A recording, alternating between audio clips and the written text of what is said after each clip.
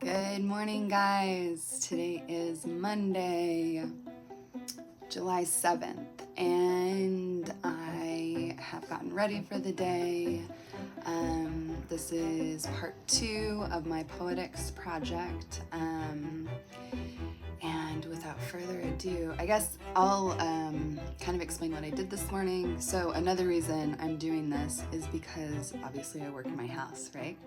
And sometimes it is hard to get up on time, get dressed, and get ready for the day when you don't really leave, you know? And so for mental health, as well as like moving through this project list or this exam list, that's another level of accountability that I am doing with this video series. So without further ado, I'll go ahead and set this down. I have my window open for my cat, which means it's humid in here, which means it's a little slippery. So these are the books I am reading today. First we have, which is going to be backwards for you guys. Maybe it'll be forward, I don't know. But this first one is With My Back to the World by Victoria Chang. I haven't read anything by Chang, I don't think. Maybe like singular poems, but not a full collection. So I'll get into that this afternoon. Man, this is really struggling today. Bear with me. The craft text I'm reading today is called The Art of Voice by Tony Hoagland. And then the theoretical text I'm reading today is called Silent Spring by Rachel Carson. So generally, I usually start with theory first in the mornings, and then I move to craft, and then I end with poetry. So it's just kind of my brain is able to process the tough things first thing in the morning. And then, I mean, not that poetry is easy, right? But my brain is more adept to working through poems a little faster than it is to work through the theory. So we'll go ahead and get started. Okay, I have set you up over yonder. I forgot to mention. So this week is a pretty reading intensive week. I did about 200 pages a day, maybe 250 pages a day, every day last week. This week it's 100 pages from this, and then per day, and then 32 pages from this per day, and then each poetry collection.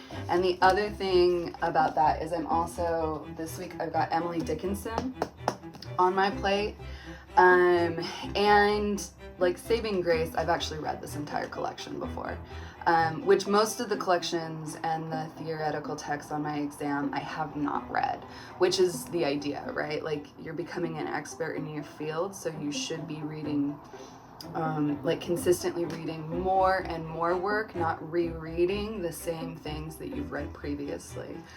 And Dickinson, like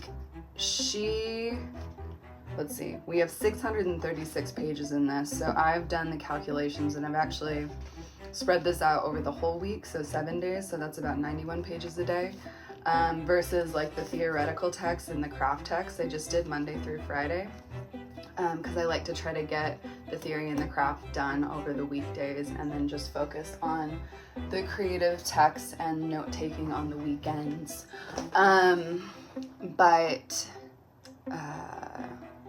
Yeah, I lost my train of thought. That being said, so it's 9 a.m. I am going to read for about an hour and a half, and then I will take a break, eat some breakfast, and then I'll come back to reading. I'll read probably until about 1:30. Then I'll take a break, have lunch, and then I'll come back to reading and read until about 4:45. And then at 4:45, I get dressed and I get ready to go to the gym, because I go to a gym class at 5:30. and my gym is about a mile away, so I like to walk to the gym so I get my cardio, and then I go to an F45 class, so there's like a lot of strength training there. Though today's a Monday, which means it's cardio, which means I'm going to die, which is fine. And then I usually get home about 6:40-ish, shower, and ideally, then I eat dinner, and ideally I have all my reading done by then, right? So I can just like hang out in the evenings. However, if I don't have my readings finished, then I need to continue reading tonight. So without further ado, let's get started with Rachel Carson.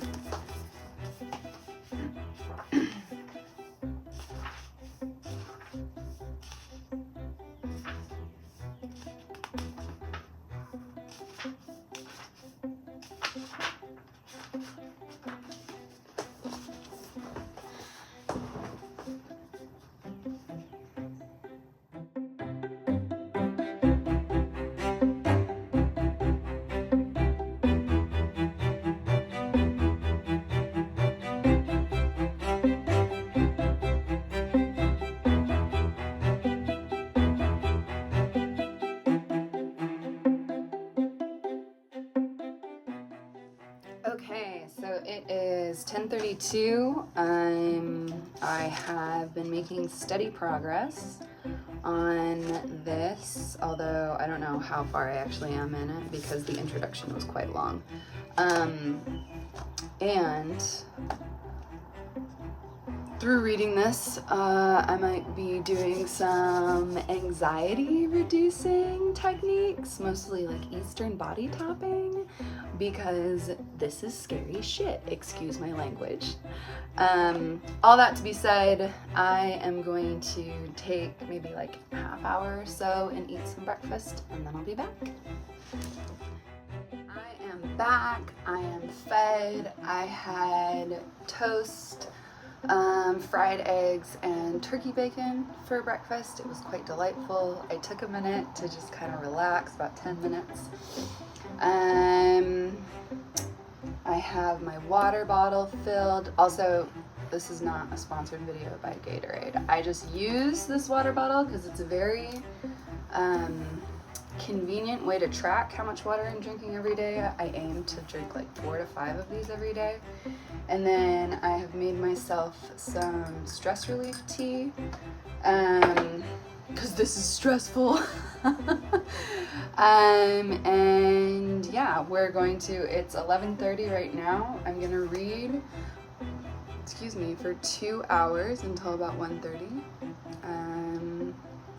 And then hopefully I've finished, I'm on page 28, so I need to read to page 100, so that's 70 pages. Let's see if I can do 70 pages in 2 hours.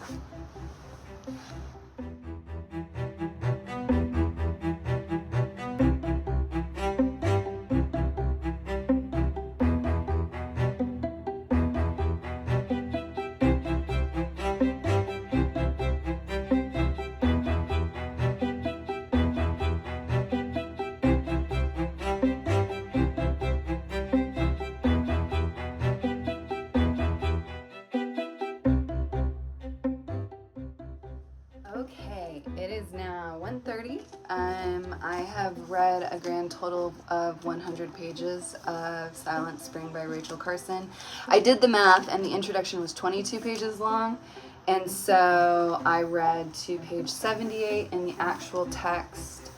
Some overnotes on this text. So Rachel Carson is a scientist and an academic who in the 50s and 60s paid attention to the harmful chemicals that were being used to rid the natural landscape of things that we consider weeds, or that the population at that point considered weeds.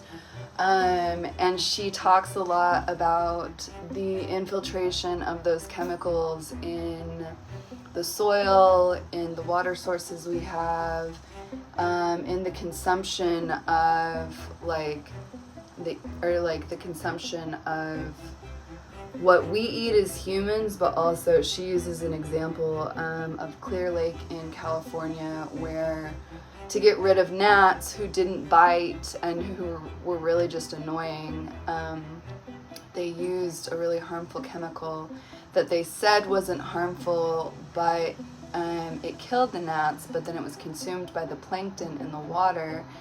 And then the herbivores ate the plankton, and then the carnivores, the small carnivores, ate the small herbivores, and then the larger carnivores ate the small carnivores, and then the humans ate the larger carnivores, so like a fish system, right?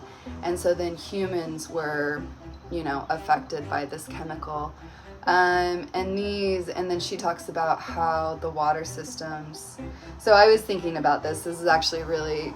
So this book was written in the, I think, mid to late 50s, and then published in the early 60s.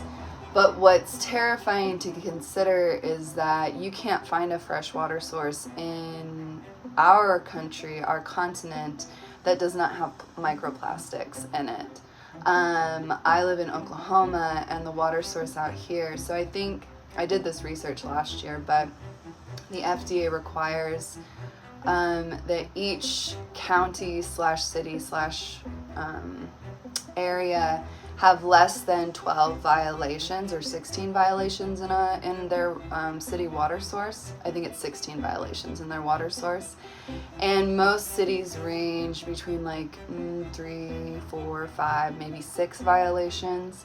And in Stillwater, Oklahoma, I think we have like 12 violations in our water source, which you have to filter the water here, but even then it's not filtering out microplastics, right? So that's something that's really terrifying. And this was also like, I decided only to read to page 78 because so far this book is, she offers, so on the last chapter I just read, which was called Earth's Green Mantle, she discusses how, to be rid of an invasive species or an undesirable species, you can look towards, something that consumes that species, right? So in, St. John's wort is technically an invasive species in America. And it came over in the late 18th century and then had taken over by the early 20th century in order to get that population under control and / be rid of it. The ecologists of that time brought over a French beetle that was known to eat that species because that species came from France, and it totally rid the United States of that invasive species. A similar example is of the prickly pear making its way down to Australia, because prickly pear is not native to Australia, and it had taken over large areas of soil, making them uninhabitable for anything. And so the ecologists down there did research and found a moth from Argentina that they brought over that ate and got rid of that invasive species for Australia. So anyways, eventually I will look up whether or not the chemicals that she's talking about are still being used in our 21st century. She talks a lot about corporate America and the big businesses that are more concerned about turning a profit than they are about the general health. And that we still see that today. It's very contemporary with today, actually, especially with the current administration and all of the rollbacks that are happening, especially for ecological preservation. So that's pretty scary, and also I decided to read to page 78, and I will do some research. However, I am going to take a break. Well, actually, maybe I'll just get into my craft, because it's about 1:36.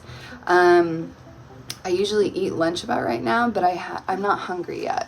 So I think I'll probably get into my next book, which is The Art of Voice by Tony Hoagland. I brought this up a little earlier. It's the Poetic Principles and Practice. I think that this is going to be a nice reprieve from the heaviness of the Carson book. So yeah, and we'll get going.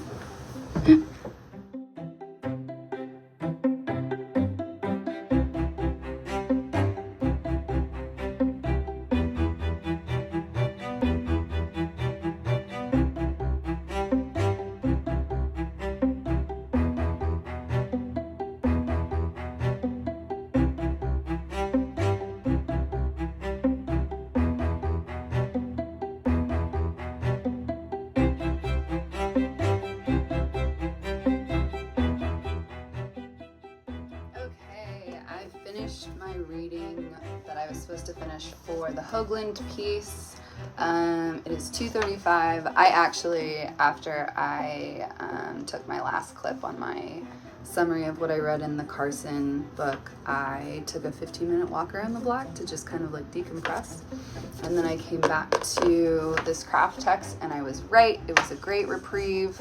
Hoagland, in the first few chapters, is just discussing kind of the voice of poets and the different types of voices that come across on the page and the importance of voice in a poem. And a lot of this is tying back to a theoretical text I finished last week called The Song of the Earth by Jonathan Bate, which I haven't talked about in this series yet because I finished it last week. But that text is like paramount to this exam that I'm preparing for. And I can talk a little bit more about Bate when I do my note taking. I usually do my notes on the weekend, or that's kind of how I've scheduled it so far. So we'll see if I keep it there or if I start doing my notes after I finish my readings. But I didn't think it took me about 30 minutes to finish all these pages. I read 37 pages instead of 32, and it was great. I really like his cadence. I love how he navigates the page. It was cool to see he brought in Dr. Lisa Lewis, who's actually one of my mentors here at Oklahoma State University, and to see someone I know, her work praised by someone else was also very cool. So yeah, what I'll get to next, so that was my second reading for the day. We'll move on to Victoria Chang next. This is With My Back to the World. So I read one complete collection of poems every day to keep up with my reading list. So yeah, we will get started on this.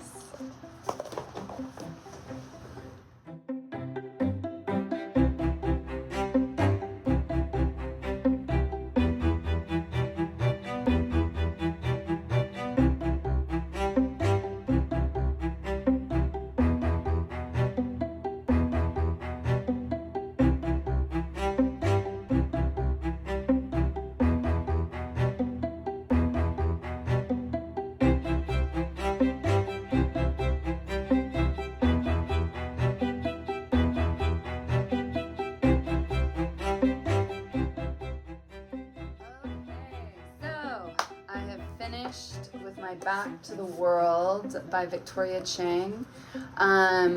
This was a really interesting collection of poems. It's a collection of ekphrastic poetry.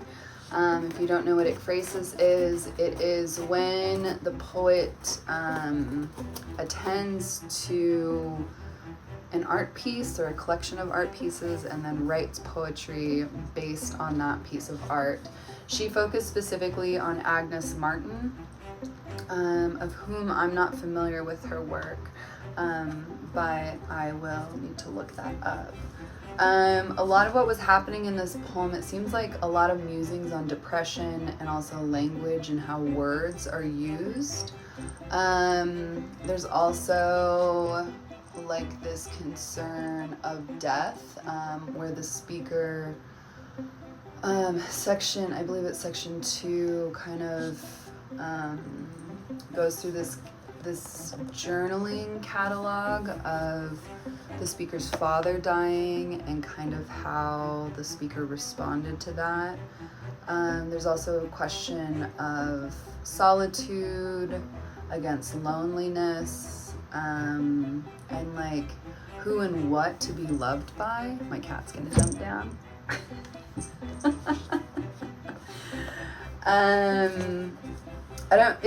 She also draws attention to lines, like horizontal lines, vertical lines, shapes, and those consistently are speaking to one another throughout like multiple poems throughout this collection.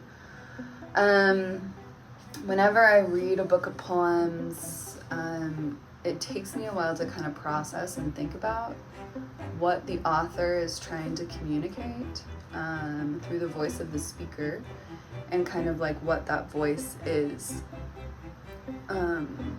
what the voice inhabits and also alludes to and exudes to the reader. And so I mean, as you've noticed, like I mentioned in my readings on my last video, I've dog-eared a lot of places. I've marked a few poems specifically to come back to. It was really interesting. It was a really good read. But I'm so happy that I finished it and I got through my other readings today. I will decide later if I'm going to get into Dickinson later tonight. I am going to take a break. It is 3:55, and so I have about an hour before I need to leave for the gym. And I'm kind of tired. I am high-key kind of exhausted from all of the reading that I did today, which this has like been the pattern, is that I finish my readings, like today I read what, 100 and, I can't do the fast math, 100 plus 37 plus 98. So 135 pages of work, which, no, 235 pages, excuse me. And my brain starts to like turn off. So I don't know if I'm gonna get to Dickinson tonight. I could, because I could use her as like quote unquote light reading, which that's a joke if you've read Dickinson. But something that I wanted to bring attention to, if you are interested in following me on this journey, that is great. I'm so excited to have you here. I would like to let you know that I use Goodreads. Goodreads is a reading app that you can catalog and keep track of all of the reading you're doing. So if you want to follow me in real time, you can totally download the Goodreads app and then add me on there. My username is either at Lynn, LYNN_Bern, BERN, or I'm pretty sure you could find me by my name, Alin Bernkoff. Also, shout out, I didn't really expect to have any subscribers on this because this is kind of like an accountability filming for myself, so I get all these readings done, but I have my first subscriber, and shout out to Cliff. Cliff is a dear friend, and so I hope that you enjoy watching these, and we can talk about these on the next time that I see you, Nicole, and the kids. I'm friends with the whole family, so much love. And with that, if I read tonight, I don't know if I'll film it. I might just let you know tomorrow. So that concludes day 2, and I'll see you tomorrow.